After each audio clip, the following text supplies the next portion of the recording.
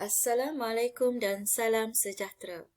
Bersama saya Cikgu Rozilaini untuk subjek Biologi KSSM tingkatan 5. Pada video kali ini cikgu akan kongsikan subtopik 2.3 iaitu organ utama transpirasi.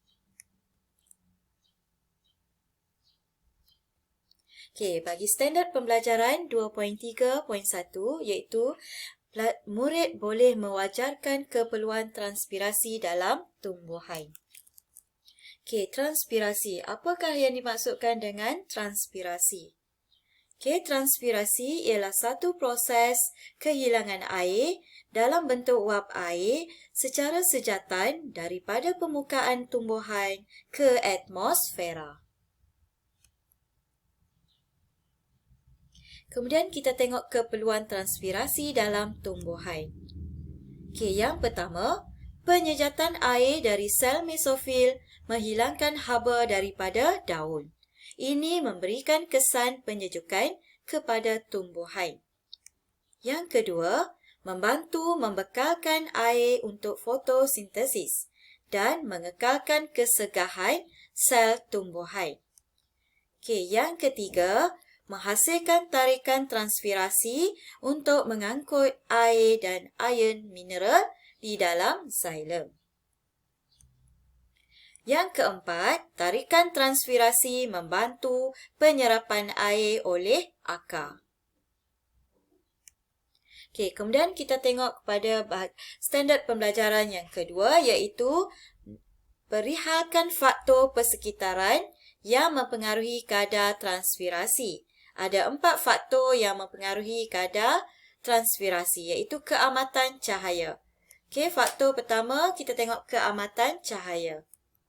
Yang kedua ialah suhu. Yang ketiga ialah kelembapan relatif udara. Yang keempat ialah pergerakan udara. Kita masuk dulu kepada keamatan cahaya. Ini contoh graf keamatan cahaya.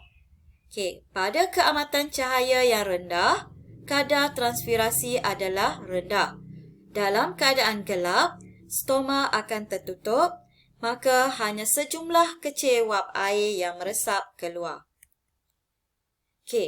Kadar transpirasi meningkat dengan peningkatan keamatan cahaya. Apabila keamatan cahaya ini meningkat, maka stoma membuka dengan lebih luas dan lebih banyak wap air yang meresap keluar daripada ruangan udara. Ini tengok rupa stoma ni terbuka. Itu bila dalam keadaan keamatan cahaya yang tinggi. Bagaimana pula dengan suhu? Tengok pada suhu.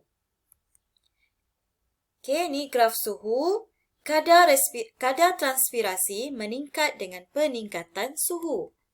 Apabila suhu meningkat, kadar penyejatan air daripada permukaan sel mesofil meningkat. Lebih banyak wap air meresap keluar melalui stoma daun. Kita tengok yang faktor ketiga iaitu pergerakan udara. Kalau kita letak pokok, kemudian kita ambil kipas angin. Cuba anginkan pokok tu. Apa berlaku dengan apabila ada tiupan angin yang kencang atau kelajuan angin pada kipas tu? Keadaan udara tidak bergerak. Kadar transpirasi adalah rendah. Wap air yang meresap keluar daripada daun yang berkumpul di sekitar stoma. Mengurangkan kecerunan kepekatan air di antara ruangan udara daun dengan udara persekitaran. Kita tengok pada graf, itu kalau yang pada kadar transpirasi yang rendah. Semakin tinggi kelajuan angin, semakin tinggi kadar transpirasi. Jadi, angin bertiup menyingkirkan wap air berdekatan dengan stoma. Jadi, kadar resapan akan bertambah. So, kita tengok pada kelembapan relatif udara. Kadar transpirasi, kadar relatif. Kadar relatif udara persekitaran adalah rendah, maka kadar transpirasi adalah tinggi. Kadar transpirasi berkurang apabila kelembapan relatif udara persekitaran meningkat. Kelembapan relatif udara yang tinggi mengurangkan kecerunan kepekatan wap air di antara ruang udara dan ruang persekitaran. Okey, kurang wap air tersejap daripada stoma. Okey, tengok pada rajah, pada pokok tu. Okey, so cikgu sambung lagi dengan standard pembelajaran. Yang ketiga, iaitu murid boleh mengeksperimen untuk mengkaji kesan faktor persekitaran terhadap kadar transpirasi dengan menggunakan fotometer. Okay, so eksperimen ini hanya tunjuk radas sahaja. Okay, radas untuk kita ukur transpirasi iaitu fotometer. Ini susunan radas dia. Okay, biasalah kita tak sempat nak buat lagi. Musim PKP lagi. Okay, kita tengok susunan radas. Okay, pokok. Kita ambil bahagian ranting yang berdaun. Okay. Air yang diserap akan sama dengan air yang hilang secara transpirasi. Jadi, kadar pengambilan air oleh pucuk adalah sama dengan kadar transpirasi.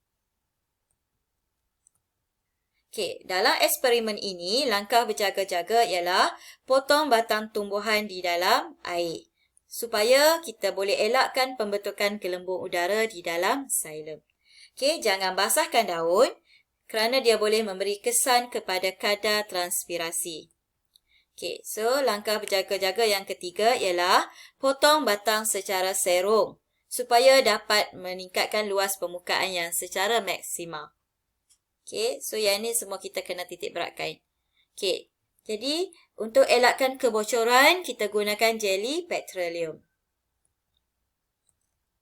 Okey, dua ukuran yang akan diambil iaitu jarak pergerakan udara, iaitu jarak pergerakan gelembung udara, dan yang kedua dalam masa yang tertentu. Okey, tempoh masa yang ditetapkan.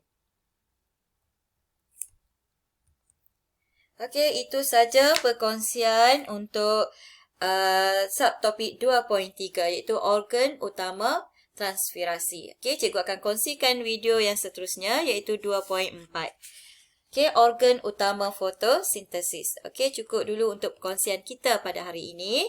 Terima kasih pada anak-anak didik yang sudi mendengar dan berkongsi dengan cikgu. Cikgu harapkan perkongsian yang tak seberapa ini akan memberi manfaat kepada kita semua. Okey, teruskan bersama cikgu di channel Cikgu Rozila ini. Okey, sekian, terima kasih. Bye.